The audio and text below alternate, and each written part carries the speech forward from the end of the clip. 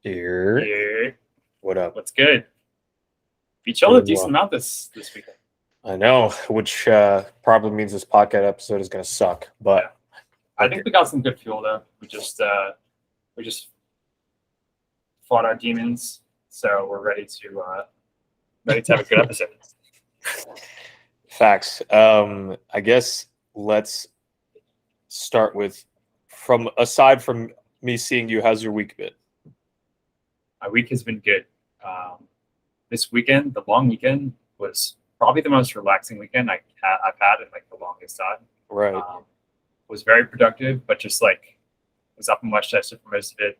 Very chill.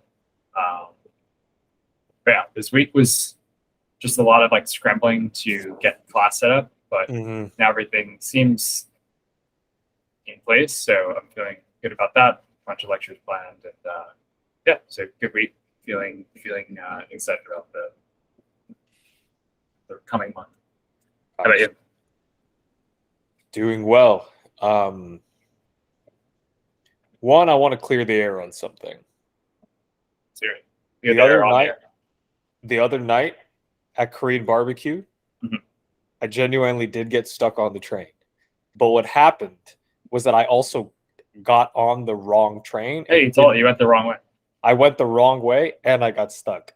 So when I got unstuck, I pull up to Canal Street and I'm like, what the fuck? I know. And that goes back to your point last week when you're 100% sure of something. It's when you should be the most like take a step back and be like, am I really sure about bro, this? like I think back to that moment. What happened was I got off the L train and I'm like, okay, Marco and JK probably are gonna wait, but I don't want to make them wait. Because already JK pushed back dinner OD. I mean, I actually don't know who did, but you said like he pushed back dinner OD. No one wants to eat at 10:30 at night. Let me just get there mad fast. So I get off the L train and like the staircase goes up into the yellow line. Mm-hmm. And I'm like, I need to take the N train to 34th Street or something like that. And so I see the like N train pulling up on the other platform. So I didn't even think like, what train do I have to take? I just saw it. It triggered some like incognito just like to run and go below the. And it's like, it's funny that we were talking about that this week. Like we can read these books and become aware that's how it works. And still the second you're not reading the book anymore, you're not in the driver's seat. Exactly. You completely like back into not realizing the water around it. And I didn't want to admit to it while it was happening because I'm like embarrassed. No, it was fine. I'm like, damn, I grew up here. We've all had like, I've gotten the M train once instead of the F, and I ended up going over the bridge. I was like late for work. Helena said she took the wrong Amtrak once from Rhode Island, and ended up the next stop was Jersey. I was like, it was like an hour and a half detour. So you're chilling. We had a good dinner and yeah, it all worked out. Yeah, that sodium though, crazy. Oh wow, that like the only thing that's like comparable is like ramen, and this was like beyond that. Yeah, we got Korean barbecue for those wondering. Yeah. So week was good. We saw Harry Styles on Wednesday, one of those nights. I don't remember, one of those nights. Thursday. Was it Thursday? Yeah. We saw Harry Styles on Thursday live at Madison Square Garden. It was a good show. He is, every bit the pop star that he, is sort of given the status of. But the craziest thing were his fans. Like, I've never been to a show with someone who's such a teenage girl heartthrob, but I was smiling like the entire concert and just like, holy shit. Because you could like, I'd say probably like 15% of the concert, you couldn't hear the song at all. Yeah, just because 30% of the concert screaming. Yeah, 30% of the concert was like hard to hear because people were screaming, and the rest was like still screaming. But and we had good seats. Like we had good seats.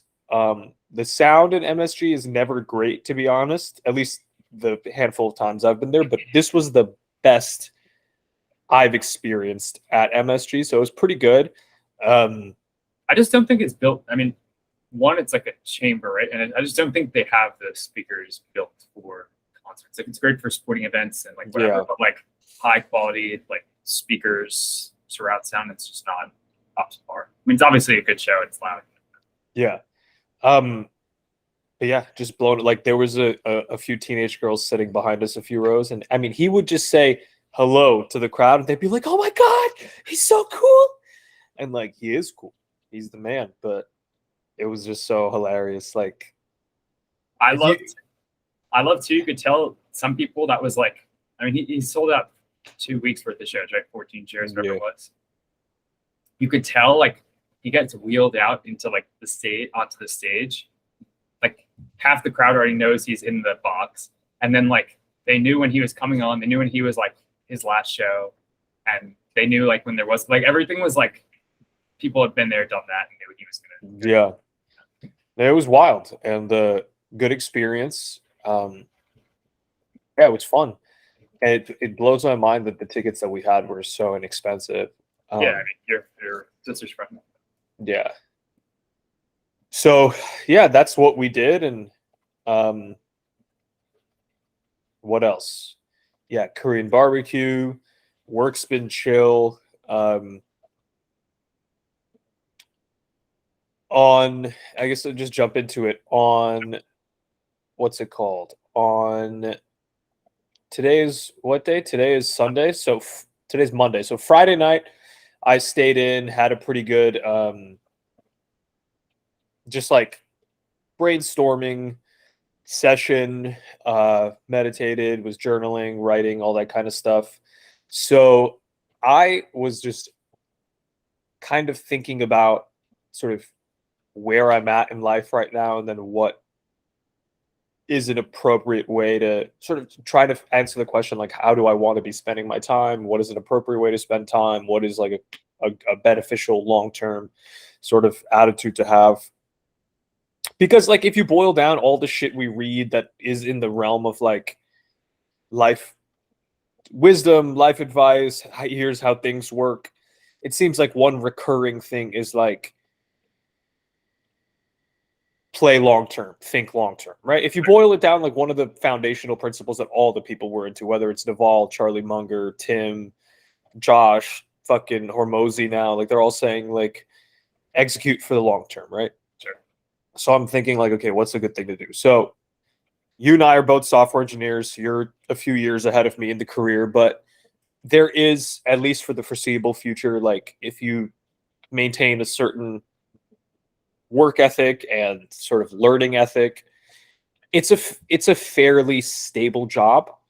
Meaning, at least as far as I can tell, and I want you to weigh on this, but like for the foreseeable future, demand is like stable or going up for engineers who know what they're doing. Sure. And you know, the pay is good enough so that you're not like you could make rent, you know, which is a very like fortunate position to be in. And so I was just thinking like I work hard in this like job. I've gotten to this place where I'm working at Gemini. Like I have an apartment that I enjoy what to do. And you know, the thing that I've been wanting to do for so long has been music, right? And it was like for a long time I could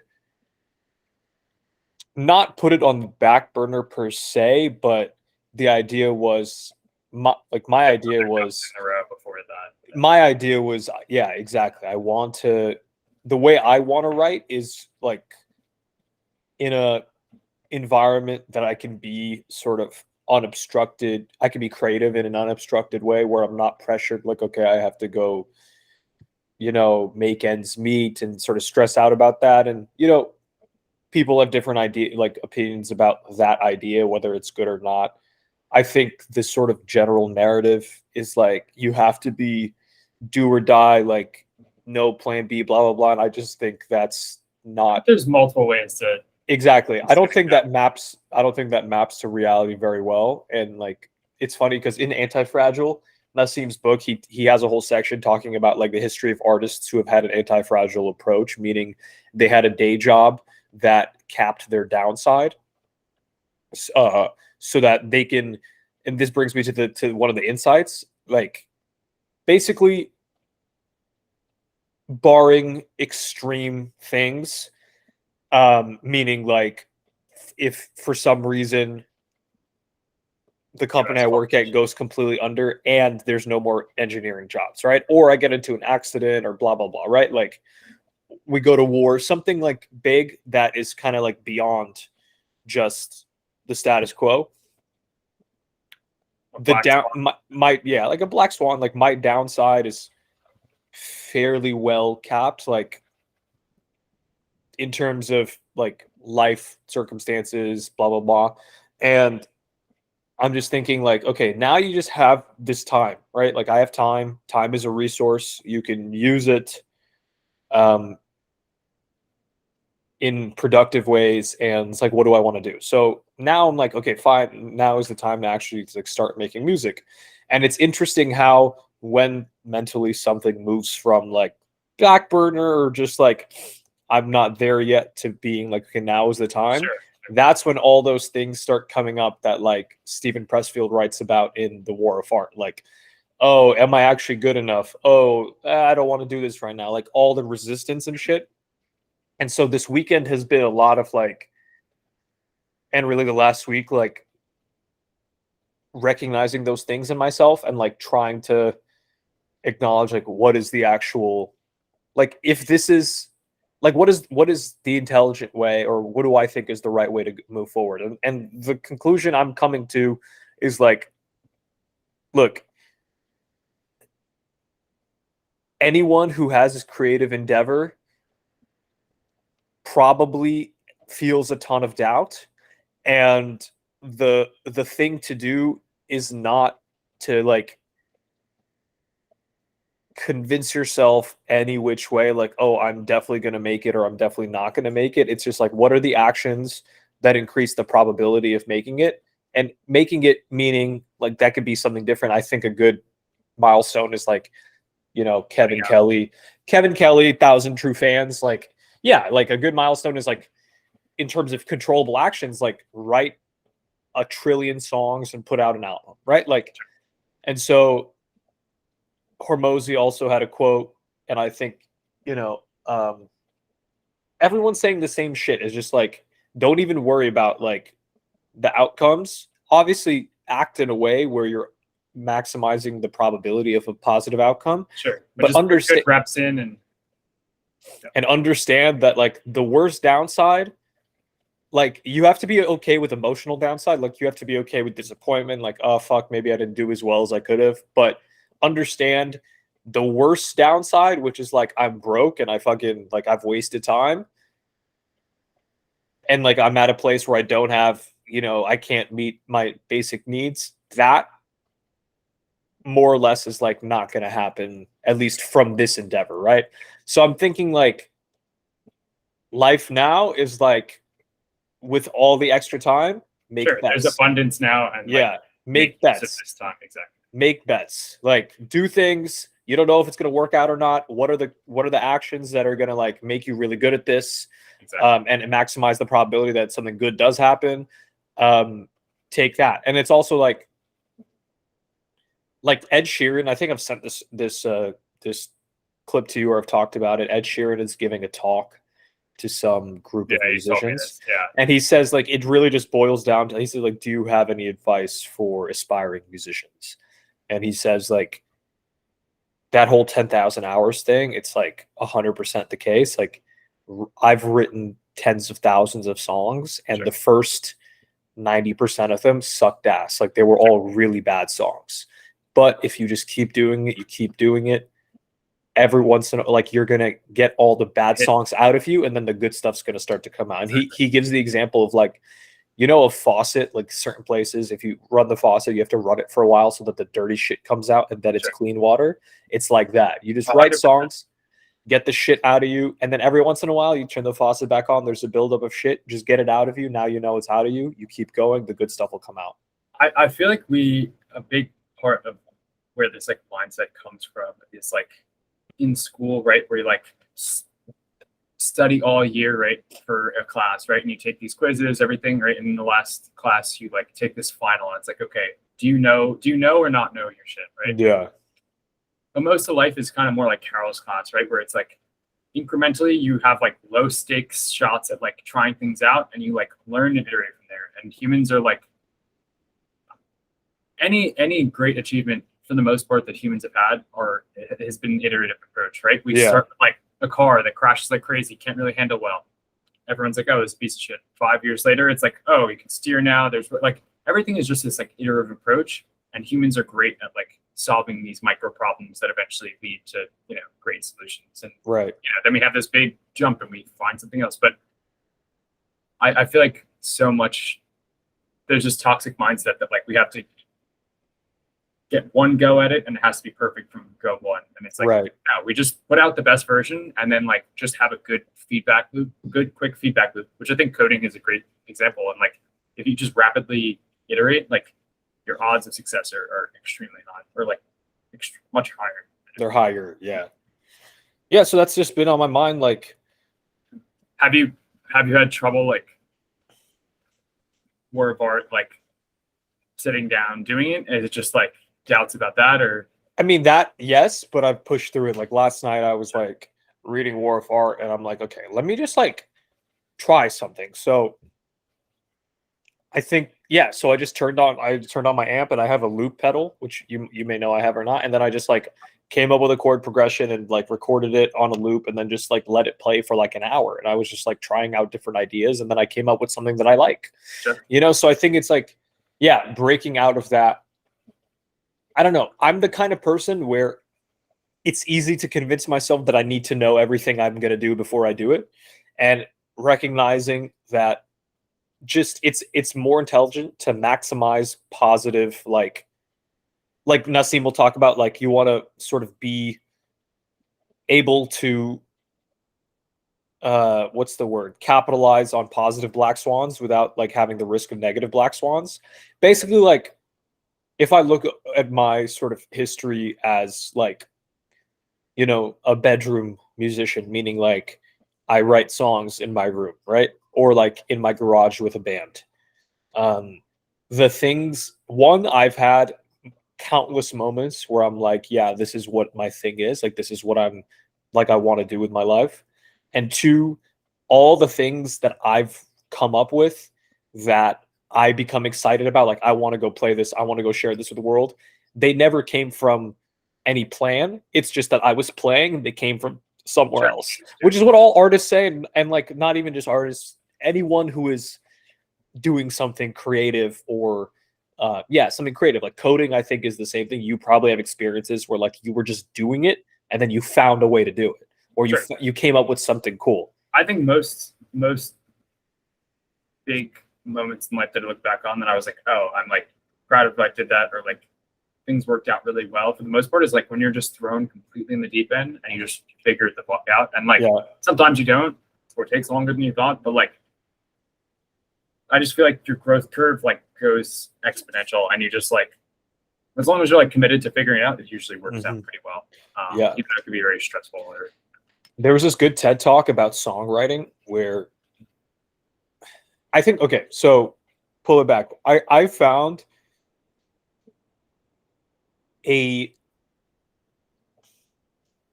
something that has been helpful for me, which is still procrastination, but it's been helpful for me, is like,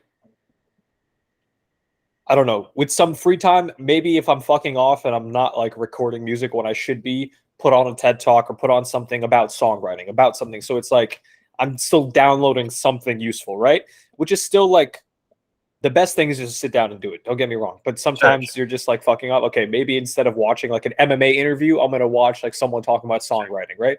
So yesterday there was this, I know you're itching to say something. Let me just say this. Yesterday I watched this TED talk where this guy was basically like, songwriting is not hard and I'm going to prove it to you. Let's say you listen to 2 songs. Do you have an idea about like which song you like more? The whole crowd was like, yeah, okay. So you have an instinct about songwriting because you have an instinct about taste. So what you do when you're writing songs, you make a choice, you make a decision, and then you make a different decision. Which one do you like more? You go with that. That's an iterative process. Like you're saying, just keep like, I don't really like that much. Okay, that's information, right? So you just leverage that. So I was that's also a thing. Like, it's much better to just throw something at the fucking wall and then Right. react to it than it is like to plan, like, oh, is this gonna, Right. just like To have figure this it out. grand plan, exactly. Just go along with it. Mm-hmm. What are you gonna say? Have you heard Ryan Holiday's like process to his creative process, I guess you want to call it? Is he it just- is it the thing that he tweeted recently, like stay healthy, be disciplined? No. He just Okay. like every morning he allocates like, it might be longer, but let's say 2 hours to writing. Uh-huh. No phones, nothing. And he just has to sit there and he doesn't have to write or anything. Yeah. He can't do anything. He Right. can write or do nothing. Yeah, that's Anything else is not, someone else I think does Neil it too, Gaiman. but- Yeah, Neil Gaiman. Yeah. And like, I imagine that would be effective. Yeah, I just imagine that's a very productive way of doing things. And I just feel like once the ball is rolling, everything is much easier. Yeah, I I really like that approach. My approach towards like getting stuff done that I'm like either like procrastinating or like I need to know to get it done is just like, one, if I'm like feel doubt or whatever, I'm just like, other people have done this before. Right, So it's not like it may be hard or whatever, but like it's doable. right. And then two is just like trying to just shut my brain off. I mean, like just start on this and just like try. And some days, you can't push through, but for the most part, if you just like, I'm going to shut my brain off that's telling me this, that, and the other, and just like go, usually I'm able to make at least some progress. And then I find that I can build on that in the future. 100%. Yeah, it's elite. And I don't know. I think it's like one of the things about, you just have to coax yourself out of thinking you need to like figure it out in your brain, and you just need to like see what happens. Sure. It's just, yeah, I don't know. But you just this have is to the like problem get as old as time. Like, right. and it's just, I don't know. I told I texted, I was like, oh, Arnold's just a beast. I was watching this like interview that he was doing, and just like just a beast mindset towards things, where it's just like you want to get shit done, like you have these goals you want to do, and like you either want to do them or you don't. And if you want to do them, you just have to put the work in, and everything else is like secondary to that. Like, and I don't know, I'm just a big believer in that, of just like and I sent you this tweet the other day. It's like, what you need to do, and you just need to, everything else that's like on the periphery is bullshit for the most part. Like, do the work that you need to do and just get it done. Even though it's a pain in the ass, it's daunting, it's scary. Like, I don't know. And that's like, I don't know. You just gotta put the work in and not lie to yourself. I agree. Easier said than done. Agree. Yeah. But it's good to have a simple, like a mindset that is simple like that. Like, I remember a long time ago, Laird Hamilton said something in an interview. He said, like, we complicate what we don't understand. Something like that. Sure. And it was, it just makes me think about this. Like, at the end of the day, like, it's been helpful for me again to say, like, the best stuff I've come up with as a musician, or when I was coding, like, or when I'm writing, like, it's not when I was planning to do the activity, is when I was actually doing the activity. Sure. And something just happens, like you're in the zone. And I think about, like, part of the reason I'm bummed out is because the last 2 years I've probably played the least guitar since I started playing. And it's like, okay, look, you haven't come up with something original in a long time. Doesn't mean you're a piece of shit. It's like, you just haven't been playing as much because you've been sort of focusing on a different goal. So instead of like trying to like, oh, I don't have it anymore, it's like, no, just start fucking playing again. Like, I used to, like, when you in Fishbowl, like, how many hours a day? It's always guitar playing every day. I was in the garage 3 hours. Like, that's when the great shit came out. And then something would come up and I would take it to the band and it would like come and a song would flow effortlessly. Sure. So it's just that, like, and also something is like you have to be able to be okay with not knowing when something's going to come to fruition. Like, it's important to set like positive constraints. Like, okay, 6 months from now, I'm putting out a project, whatever. Right. That's really, really important as well. But there is, like, I remember in, one of Tim's books, one of either Tools of Titans, Tribe of Mentors, he's talking to, I believe, Susan Cain, who wrote Quiet, I think is the book. And he's talking to her. She used to be like a corporate lawyer working on Wall Street. And like one day she just like, her boss basically told her that this round of promotions she's not up for, but keep working hard at it, blah, blah. And she's like, I just had like a moment where I was like, what the fuck am I doing? And she like had saved up a bunch of money. So she quit her job and then took like a side gig doing like consulting or something. So she could still make money, still keep the lights on. But her goal was like, I just want to put out, and she's like in her 30s, and her goal is, I just want to put out one good piece of writing before I die. Like before, I think she said like before I'm in my 80s. Sure. And for her, she says like that mindset was much better than like, I need to do it by next week or whatever, like by 6 months from now or else I'm Sure. like, just giving her like releasing the pain, but like having a goal. Yeah. And do you remember that part in Feynman's book, Surely You're Joking, Mr. Feynman, where basically he had done with the war, he comes back and he's working at Cornell, and he's like sort of with the free time, which he never had when he was working on the Manhattan Project, realizing like, I haven't done physics for fun in so long, and like, you know, I've built up this reputation through my work of, you know, people think I'm this amazing genius, blah, blah, blah. But like, I actually just haven't produced anything worthwhile. So he said, I came up with this idea. I don't care if anything I do ever results in any sort of importance. I just want to have fun with physics the way I have always. And then he's like, one day, he's like, one day I was sitting in the cafeteria and I saw some like kid throw up, like he threw a plate into the air, and then I noticed it's wobbling as it's coming down. He's like, let's see if I can work out from a fundamental physics perspective, like what the atoms are doing when something is wobbling. And he's like, I had this sort of insight and I took it to my, you know, colleague, and the colleague was like, this is amazing, but what is the practical use of this? And he says, there isn't any. I just did it for fun. And he said, as I continued working on that project, that initial insight into like the plate spinning led to the work that eventually I won the Nobel Prize for. Right. And I read that over and over, and I'm just like, I'm not I was telling you that the other day. I was like, I just feel like in the near future, I just need to like void myself of any like real responsibilities, and just like, I don't know, just naturally will like want to work on something that's like fun or interesting, and like I assume that will lead to something good, even if there's no like clear insight. And I think it's exactly. I think the teaching thing for you is like, one, like going to be fulfilling and rewarding, but in terms of time, like it's a big time commitment. It's a job. So I think after that's done, you're gonna have a real like more rigorous approach to like, what am I actually like saying yes to? What am I spending my time doing? 100%.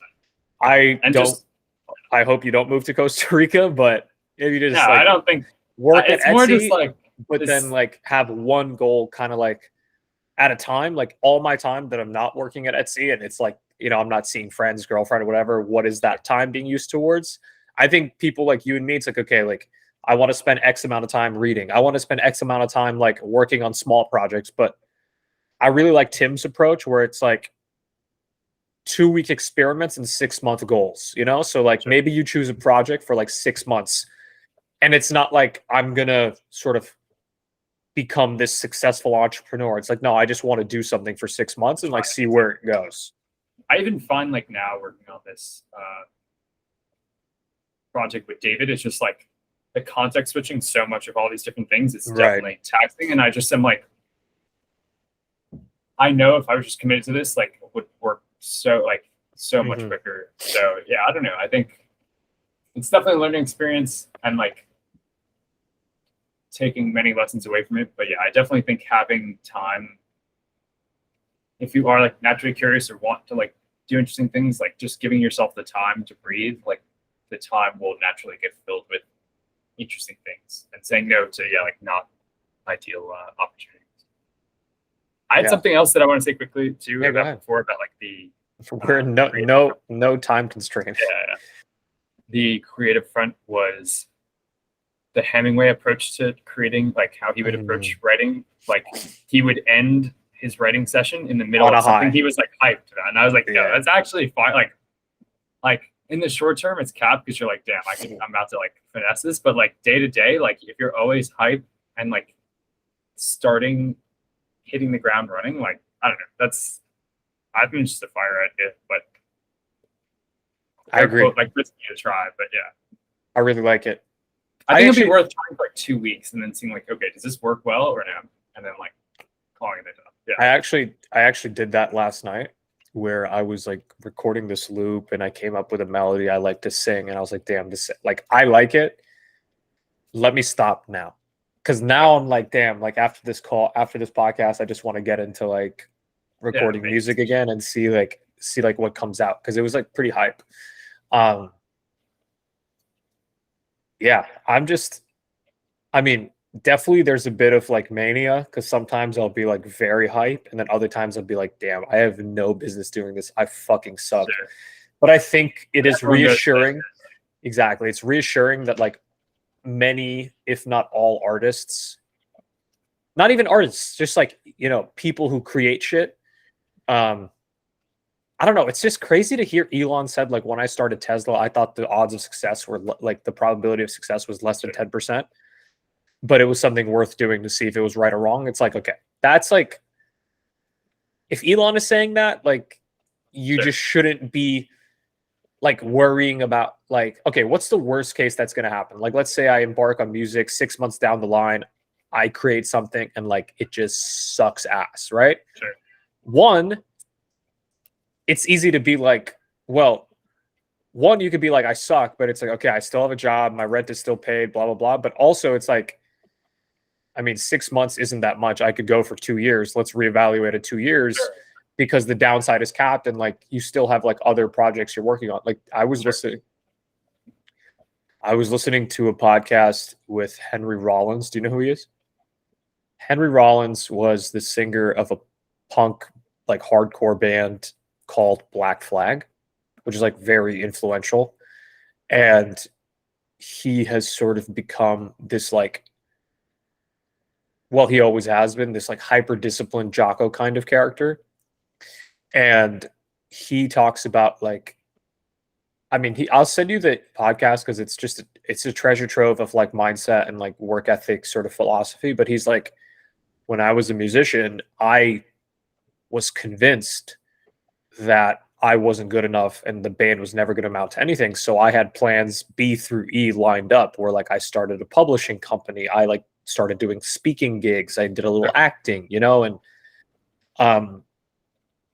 he's like, I didn't even think about like, he's like, I was resigned to a life of hardship, not eating good food and sleeping in shitty situations. And that was like, it wasn't like, oh, if I don't make it, like I wasn't going to make it. And Dave Grohl says the same thing. He's like, I never thought I was going to amount to anything. I just loved doing it. And I think like, you know, when you're a teenager, like when these guys were, when they started doing this stuff, like you can take that attitude. I think the attitude that works for me and I think you align with is like, is my downside capped? Okay.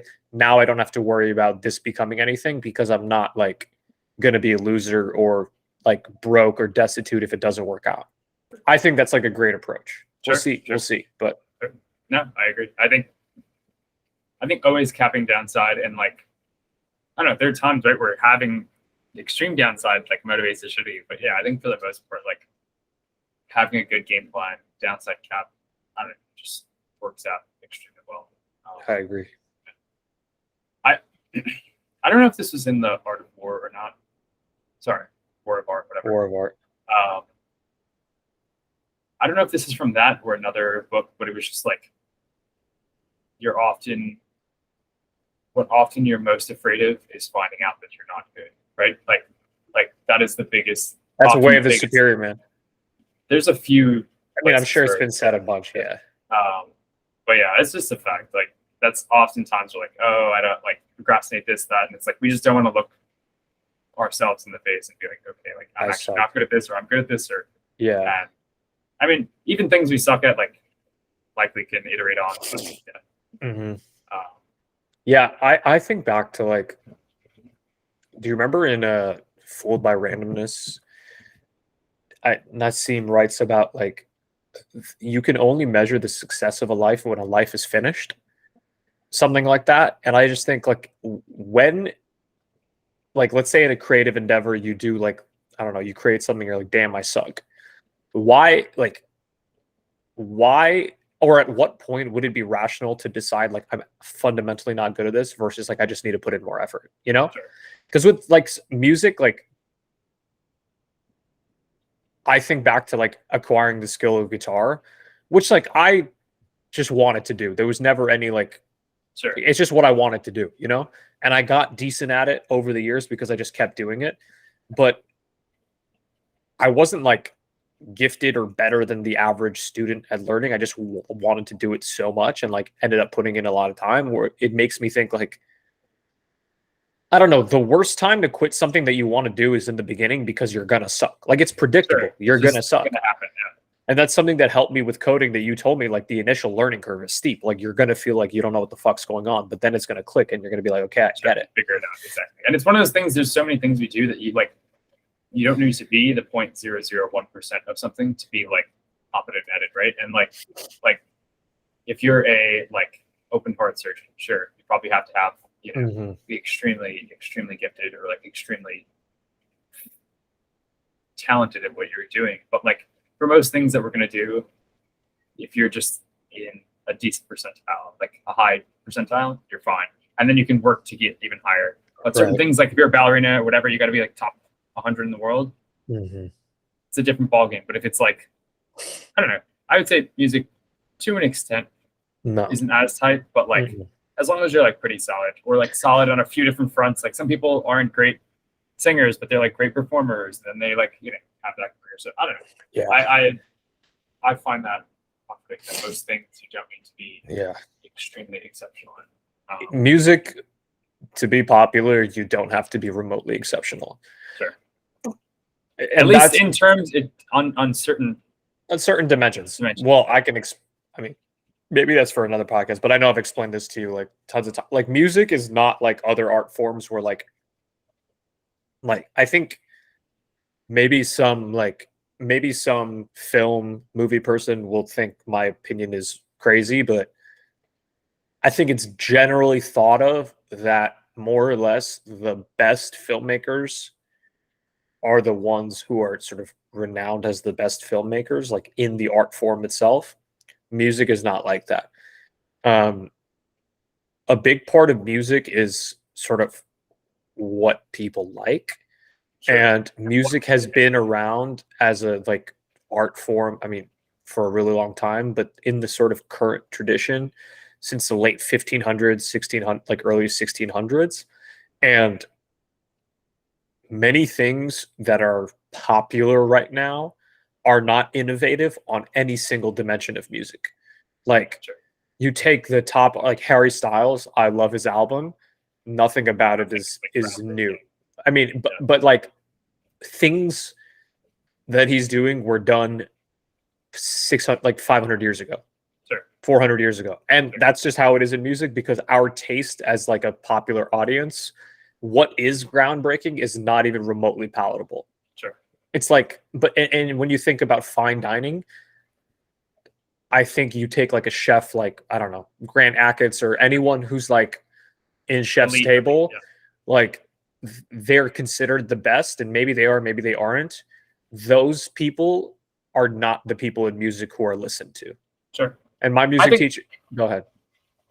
I think to movies the same thing applies, where it's like, you know, someone will be at like whatever Cannes Music Festival, right, and have like an exceptional, like critics will be like, wow, this is critically acclaimed, great, but then like a dumb like Rock and Kevin Hart movie will sell like, you know, right, a few $100 million. Like, but it's not even like that. Like people don't even know the names of the most innovative musicians because it's not even remotely palatable. Like critics don't even know that shit.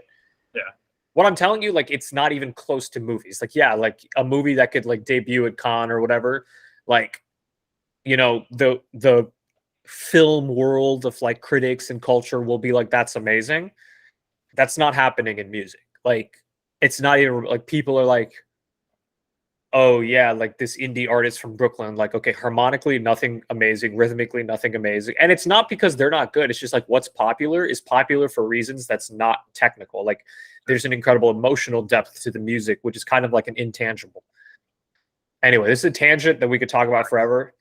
The point is, yeah, you don't have to be the most amazing thing ever to get, an audience in music, especially. Sure. Gotcha. That was when did we start this pod? Yeah. We have like 10, 15 minutes left. Yeah. So that is the meat and potatoes of this conversation. It's about Right. creative work and the process, and yeah. So let's see what else we got here. We got how to reconcile Lindy with Deutsch's description of evolution. That's too deep. Let's do that next episode. This one's like pretty interesting. The game plan of how to figure out whatever life throws at you. So I read this book like in high school, and then rereading it now, and it's like similar to the incognito thing. Like you just need to like, it has an expiration date on how long it'll like live in your brain, but it's the Dale Carnegie like How Not to Worry book. And have you read it or no? Yeah, amazing book. Yeah, and just like, I think that the quote, whatever, it's like let me not worry about things I can't control. The serenity prayer. Yeah. Let me control the things that if I have control over it, let me be able to change it and give me the wisdom to like distinguish between the two. And I don't know, I just thought one part of the book, it's just like, take whatever problem you have or something you're worried about and write down like, and I know this is like common, whatever, but like write down the worst thing that can happen and just like come to peace with it. Be like, okay, this is like potentially the worst thing that can happen.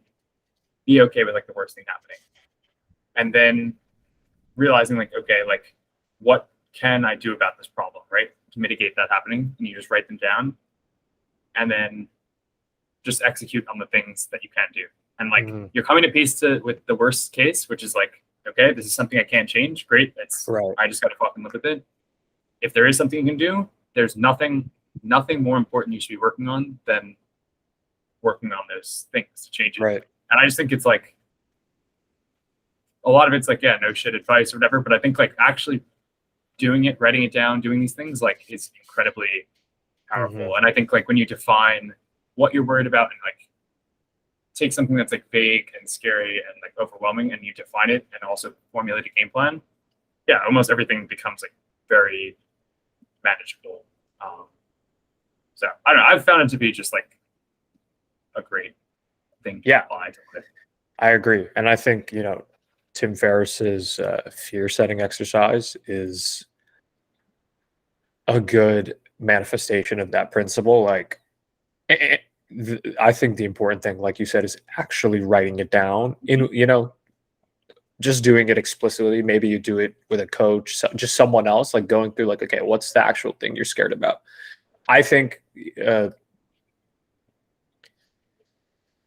don't know. I don't think it's a coincidence that so many of these successful people who go on podcasts like actually talk about fear management and understanding fear as an important principle. Because it's real. Everyone feels it. It's just like, you got to just like fucking deal with it. It's like, yeah. I literally even like, like he's like Elon, everyone you can imagine is like dealing with this. And it's just like finding a way to deal with it, cope with it, and move forward. Facts. Yeah. So I love the exercise and I love the principle. Like actually, did you ever read that book, A Stoic's Guide to the Good Life? I think so. Is it the one with like the statue on the front? Yeah. So Ryan Holiday recommends that book. Pretty good book, but one of the things it's a good book. But one of the things in it that I really like that everyone talks about who talks about stoicism is like negative visualization. Like what is explicitly defining what is the situation I'm scared of.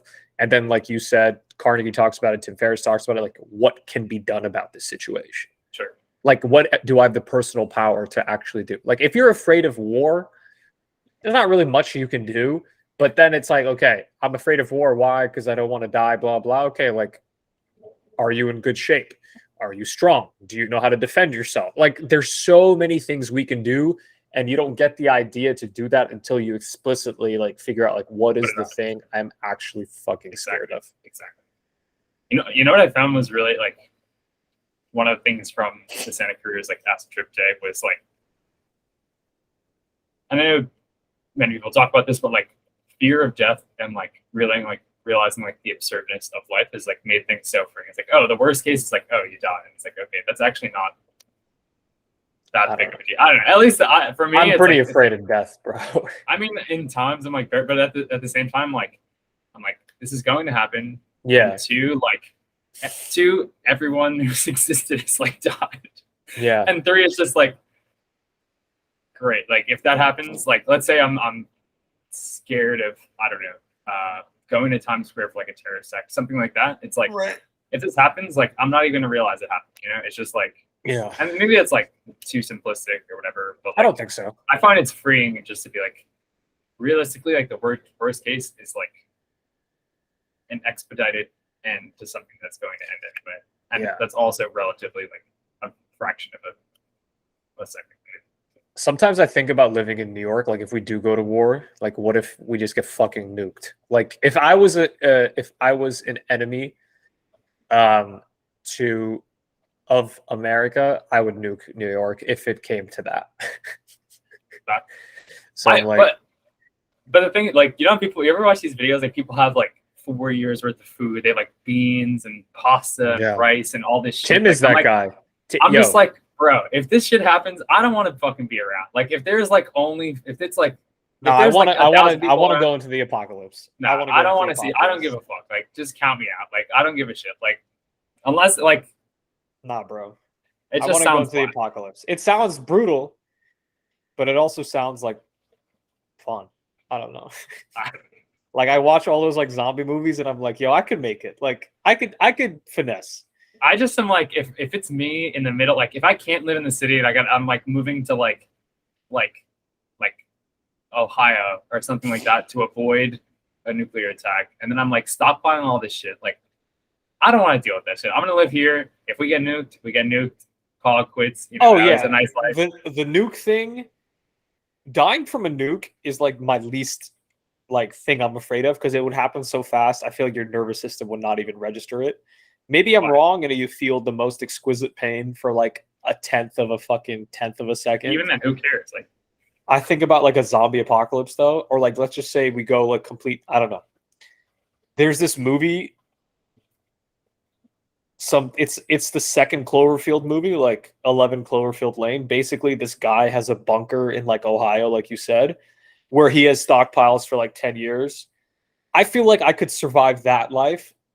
Like, I could live I underground. don't want to though. Like, what's Nah, like, if I have a nice crib and I have electricity and I have music and shit. but bro, like, for what? No one, everyone else is dead. Like No. you're gonna be eating fucking rice and beans for 4 years. Like, no one's around. Yeah, but like, Like, what just if you count me do make it? I'm not, are you gonna kill yourself? Like, what are you gonna do? I'm not gonna kill myself. I mean, it depends how many people are. Like, if it's like, okay, we have a reasonable amount of people, we can like restart society. Like, sure, but like, otherwise, like, who gives a shit? Like, I probably just like ball out for, I don't know, maybe go surfing or some shit. Like, And then get eaten by zombies? bro, zombies aren't even in the question. Like, I'm talking know, like man. like nuclear war, like realistic shit. Like, Don't count it out, bro. Yo, have you seen Zombies- Train to Busan? No. Executive Order. You have to watch that movie. Train to Busan. Executive Order. I don't give a fuck. You have to watch was that a movie. zombie movie? It's a South Korean zombie movie that, in my opinion, the best zombie movie there is. Interesting. I use it zombie like. I mean, I guess I Am Just Legend. I used to like, but Executive yeah, Order. Executive Interesting. Order. Just take my word for it. 5. I'm It's sure a it's 5. good. I'm sure it's good. It's a 5. No. We have to respect each other's 5s. You got to do it. Yeah. Sucks.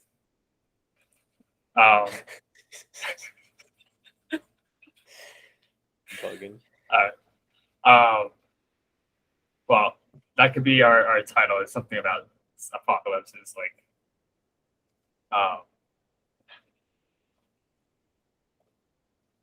What else we got? We got like, let's do a few more minutes and then we'll wrap up with like a question or two and call it. Let's see Call what's it a on day. this list. Talked about that. This one, I guess the last one, I feel like we covered most things. Right? We covered everything else, I feel like. Yeah, shocking the muscle. Yeah, yeah. So this was like another Arnold interview, and he was just like talking about how he like shocked his muscles. Let's say he's used to like after 2 weeks, like he does like warm up set, then he goes up like a plate, another plate, right? And he like works out. And he's like the next week, or the next time I shock my muscles. He goes, I start out with like the heaviest, like no warm up, just the heaviest weight possible, Yeah. and do like drop sets from there. And then Yeah. he's like, after that, he's like changes up his complete workout. Yeah. And like that's how he would get growth and keep the gym interesting and everything. But I think that's a good thing to apply to life. Like do the same things, but just in like wildly different ways to keep things interesting. Yeah. Charles Poliquin said that the 90%, I don't know what the majority of people adapt to a workout every 6 workouts. So you should be varying your workout every 6 workouts. Right. Like if you're doing strength, go to hypertrophy. If you're doing hypertrophy, do power. Like change up your reps, load, all this stuff, rest. Yeah, I agree with that. But just applying it to life though too, important. Like we get so used to like, I don't know, even applying it to work, right? Like I do this approach to solving a problem. Like how about if I just like completely change how I like approach the problem? Or like, I don't know. I just think it's like an interesting thing is like things you do most frequently, you get into this like, you get complacent with things. So like, how do we just completely turn things on our head? Or even like relationship stuff, right? We usually go out to dinner. Like, okay, what about this time? Like, we cook dinner. I don't know, like whatever, cook dinner, go like fucking spearfishing or fishing, and then like cook. I don't know, like just completely like throw things in a wrench just once in a while. I feel like it's just, I don't know, it keeps things engaging. But I agree. Yeah, for workouts, I agree. I'm out of juice, bro. Yeah, let's call it.